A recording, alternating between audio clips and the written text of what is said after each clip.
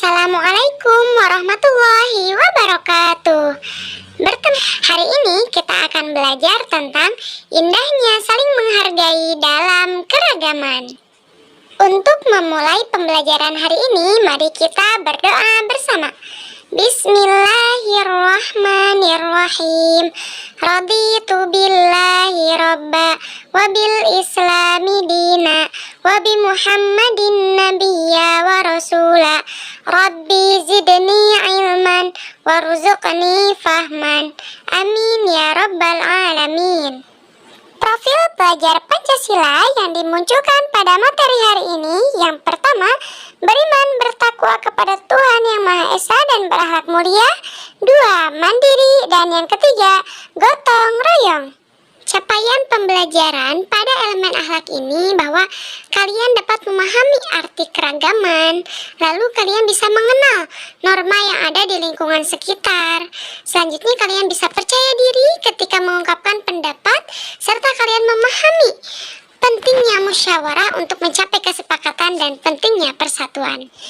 Nah, pada pembelajaran kali ini, Ibu harap kalian dapat menyebutkan norma yang ada di lingkungan sekitar kalian.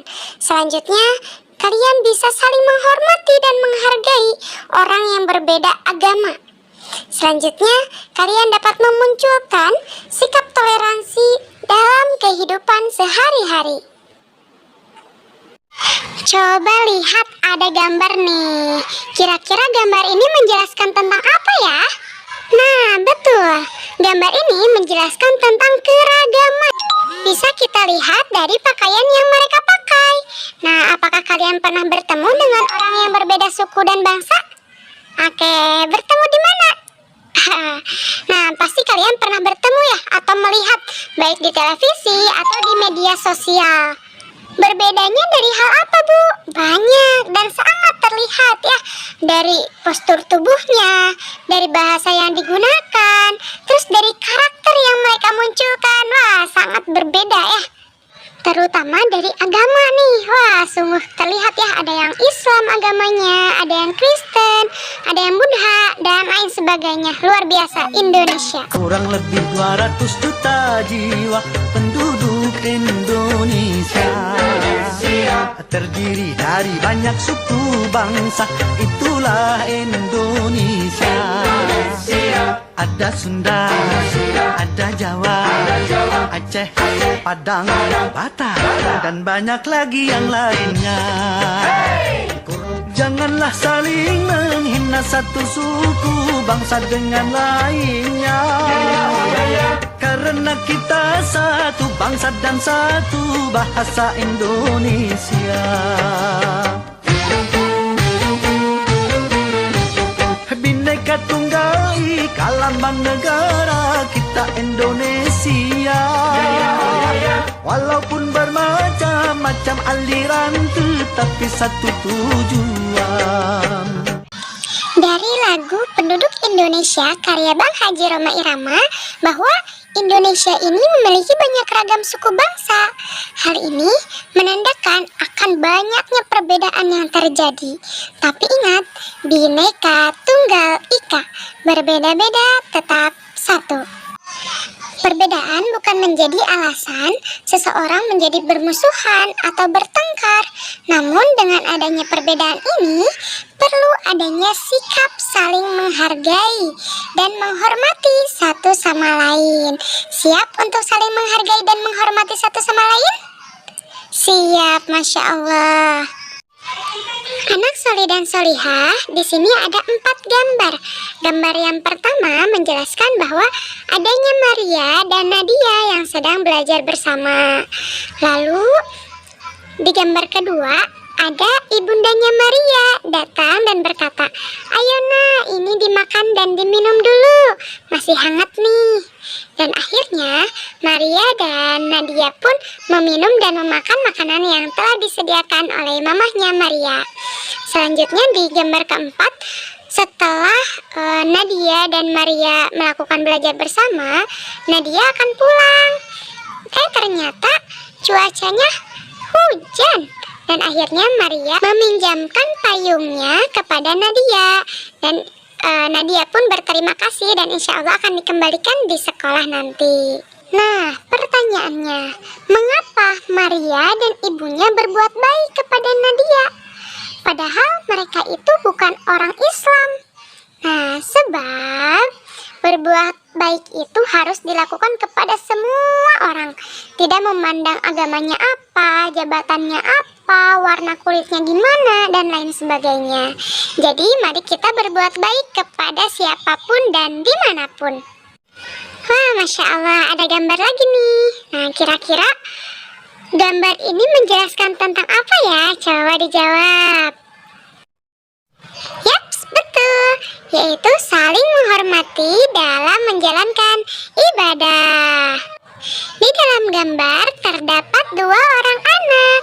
Yang pertama namanya Stephen. Yang kedua dia bernama Ahmad. Nah, Stephen ini non-Islam, sedangkan Ahmad agamanya Islam.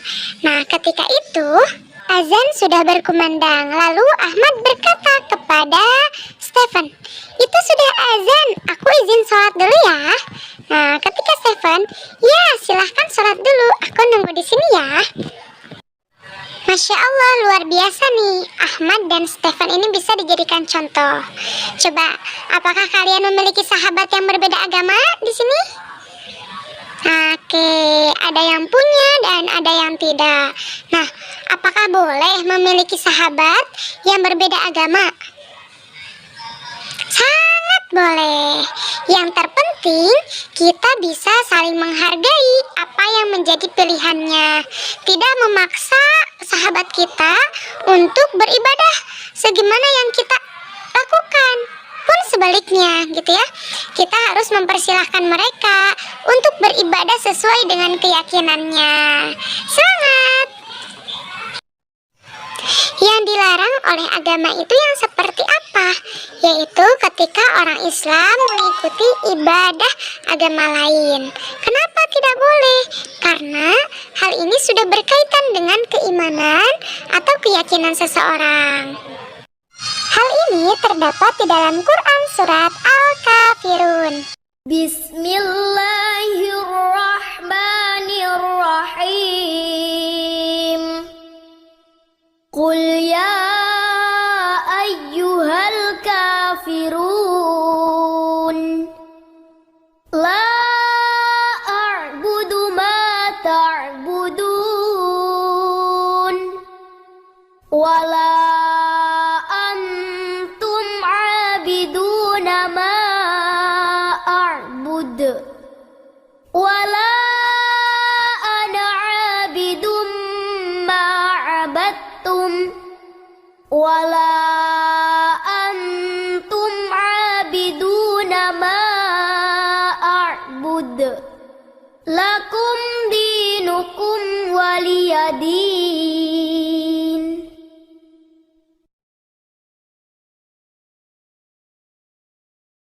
Berkumpullah para pembesar kaum kafir Quraisy. Mereka berdiskusi untuk menghentikan dakwah Nabi Muhammad. Abu Thalib telah menolak permintaan kita. Sekarang, mari kita susun rencana baru untuk menghentikan dakwah Muhammad. Ya, apapun akan kita lakukan agar Muhammad berhenti membuat perpecahan antar kabilah. Keesokan harinya, utusan pertama kaum kafir Quraisy menemui Nabi Muhammad. Ia membawa berbagai penawaran. Wahai Muhammad, jika engkau menginginkan kekayaan yang melimpah, kami akan memberikannya untukmu. Kalau engkau ingin kemuliaan, kami akan mengangkatmu sebagai raja. Bahkan, jika engkau menginginkan perempuan cantik, kami akan menghadirkannya untukmu. Semuanya, semua kenikmatan dunia yang engkau inginkan akan kami penuhi asalkan engkau berhenti berdakwah. Nabi Muhammad sama sekali tidak tertarik dengan semua penawaran yang diajukan. Apakah engkau telah selesai bicara? Ya sudah, manakah yang engkau pilih, wahai Muhammad? Nabi Muhammad menanggapi penawaran tersebut dengan sopan. Aku tidak akan memilih semua penawaran itu. Sekarang kembalilah engkau kepada kaummu. Utusan itu kembali ke tengah-tengah kaumnya dan melaporkan peristiwa yang baru terjadi. Kemudian para pembesar kafir Quraisy kembali berkumpul untuk membicarakan tentang rencana selanjutnya. Pada hari yang telah ditentukan, datanglah utusan kedua untuk melakukan penawaran dengan Nabi Muhammad. Utusan kedua ini sangat berhati-hati dalam berbicara agar nasibnya tidak sama seperti utusan pertama. Wahai anak saudaraku, bagaimana jika kita ambil jalan tengah demi menjaga perdamaian antar kabilah? Jadi, kita saling bergantian menyembah Tuhan satu sama lain selama 1 tahun. 1 tahun pertama, engkau dan pengikutmu menyembah Tuhan kami, Lata dan Uzza. Kemudian, 1 tahun berikutnya, kami akan menyembah Tuhanmu. Apabila ternyata Tuhan kami lebih baik dari Tuhanmu, maka ikutlah kami. Begitu pula sebaliknya, jika Tuhanmu lebih baik dari Tuhan kami, maka kami akan mengikutimu. Nabi tidak habis pikir dengan penawaran kaum kafir Quraisy. Beliau dengan tegas menanggapi penawaran mereka. Aku tidak akan pernah menukar keimananku kepada Allah Subhanahu wa Ta'ala dengan apapun yang kalian tawarkan, karena Islam adalah satu-satunya agama yang paling benar.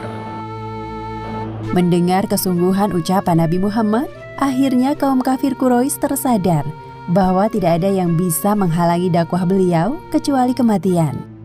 Kemudian turunlah ayat Al-Quran, surat Al-Kafirun ayat 1 hingga 6 yang menguatkan perkataan Nabi.